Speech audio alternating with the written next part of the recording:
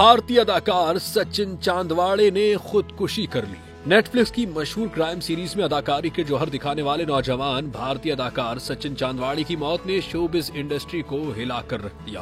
भारतीय मीडिया के मुताबिक 25 साल सचिन को महाराष्ट्र के गांव में अहले खाना ने सचिन को घर में छत के पंखे से लटका हुआ पाया और फौरी तौर पर उन्हें अस्पताल मुंतकिल किया, जहां दौरान इलाज वो दम तोड़ गए। पुलिस ने वाकये की तहकीकात शुरू कर दी है, ताहम खुदकुशी की वजूहात अभी तक सामने नहीं आ सकी। सचिन चांदवाड़े को बचपन ही से अदाकारी का जुनून था। उन्होंने मराठी फिल्म इंडस्ट्री में भी अपनी पहचान बनाई और नेटफ्लिक्स पर शानदार परफॉर्मेंस के जरिए शोहरत हासिल की। उनकी मौत से कबल वो अपनी नई फिल्म पर काम कर रहे थे, जिसका ऐलान उन्होंने चंद रोज कबल सोशल मीडिया पर किया था।